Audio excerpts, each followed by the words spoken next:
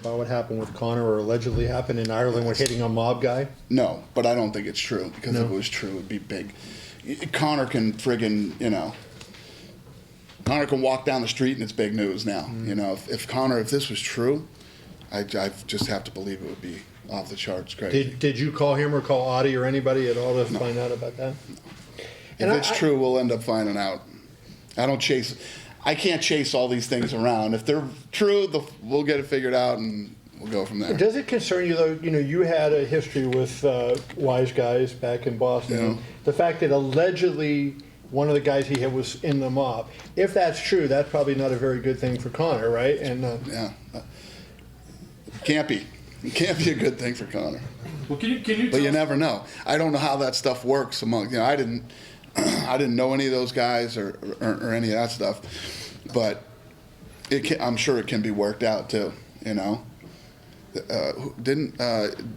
LaMotta's brother beat the shit out of a Wise Guy too, and they figured it out. I was gonna say, the one we don't know about that one yet. The one we do know about, we haven't heard you guys talk about or offer comment on, was the issue in Bellator where he jumped the cage, pushed the referee, slapped the Bellator employee that was trying to get him off the cage. I mean, can you give us an update on just kind of where his head is, where you guys stand? I mean, is he going to face any punishment for that? Because, I mean, it seemed like pretty inexcusable behavior. Listen, the punishment, he was being dealt with by the head of the ABC. And we were going to fight him, regardless of what Audie says. We were working on a fight for him at the end of the year. And he's just not ready. Listen, we're still in that. Conor might never fight again. Guy's got a fucking $100 million. I got guys that made less than that and fucking were lawyers and went to school their whole life and quit working. Right? When you go to school your whole life to be a lawyer and you're a good lawyer, you make a few bucks and you're done. Guy's sitting home every day watching fucking cartoons or whatever he's doing. I don't know. Joe Silva doesn't work anymore. These guys make money and that's it. But how to deal with Fighting's the worst. Fighting's the worst. Try to get up and get punched in the face every day when you got $100 million in the bank. Money changes everything with a lot of people. So we'll see. When you talk with him, what's the sense that you get with Conor? Every time you talk to Conor, it's you don't know. Who knows? He's a very unique individual. I love the kid. Man. I think he's fun. He's definitely, when we talk about guys, if you look at all the money Conor's made, there's guys who always bitch about money and I should have more money. Conor can't be paid enough money. Conor's worth every penny and more,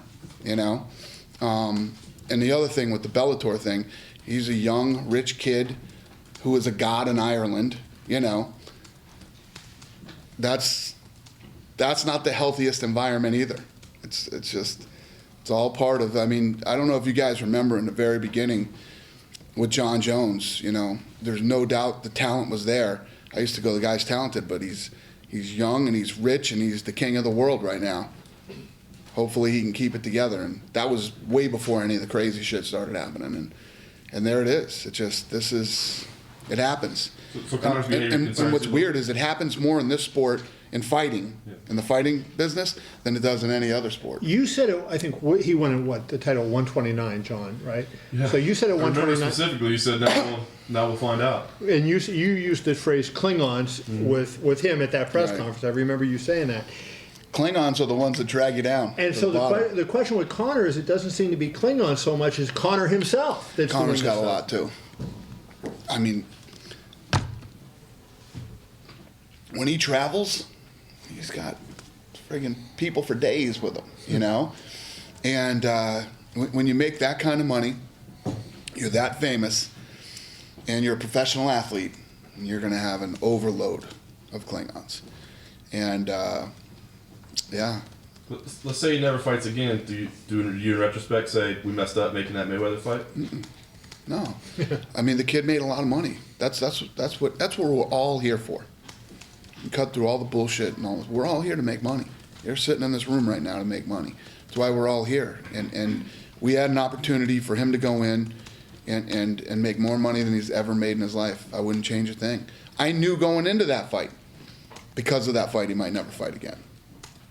But when we wrote it, you ripped us for that. What do I rip you for?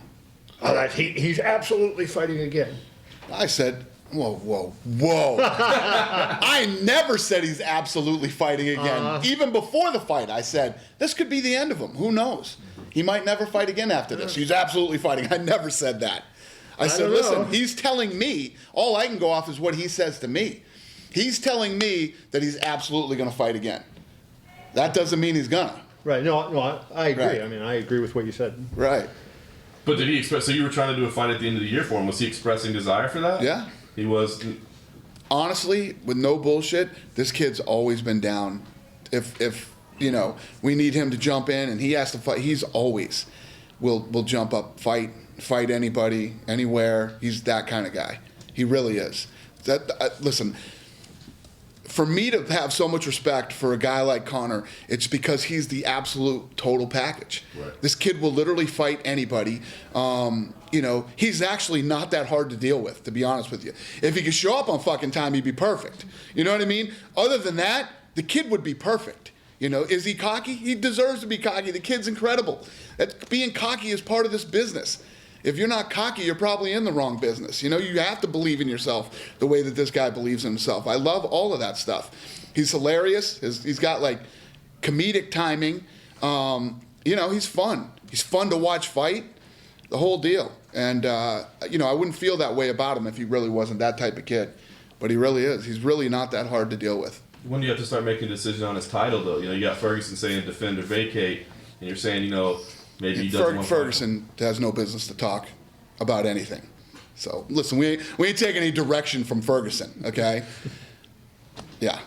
But is it? I mean, do you have to start thinking about? Oh, he's got to get in there and defend this belt, or we Yes. gotta pull it off of him? Yes, definitely. Yeah. You have to want him to fight again, don't you? I mean, Of course. You had that conversation with him and try to encourage him and say, come on, Conor, let's go. You know, do you know how many people, including Ioli and all kinds of other people over the last, you know, however many years have been telling me, George St. Pierre is your biggest star. Don't tell me you don't want George St. Pierre to fight again. I said Ronda was the biggest star. Well, I'm just saying, whoever Don't say- it was, put me in I'm that. throwing GSP out there.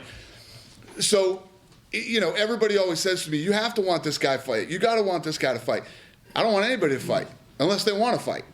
This isn't a business where you can just make people fight. You either want it or you don't, you know, and that was my big thing with GSP. He wasn't acting like a guy who really wants it. At the end of the day, I'm going to run this business with or without anybody. You know, it's just, it's if Conor wants to fight again, absolutely we want Conor to come fight. But if Conor walks away and doesn't ever want to fight again, it's part of the game. At what point do you say defend or vacate the belt? Well, we need to figure that. It's right now. It's not with him. It's not about defend or vacate. We're working on a new deal right now with him. And where does it could be March, it could be April, or Yeah, how close are we got to work out this new deal. Yeah. Does he get points? Huh? Does he get points? Did Jordan get points? No.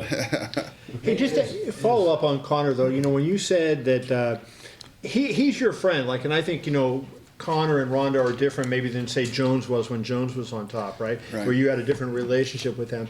So just because of the personal relationship you have with him, don't you feel obligated, or in some way don't you want to call him and say, dude, what the fuck's up? And, like, you know, you're getting yourself the Klingons and whatever, the speech you made to John Jones in public, You can't. to make to him in private? You can't. No? You can't. I've learned over the years you can't have these conversations with them.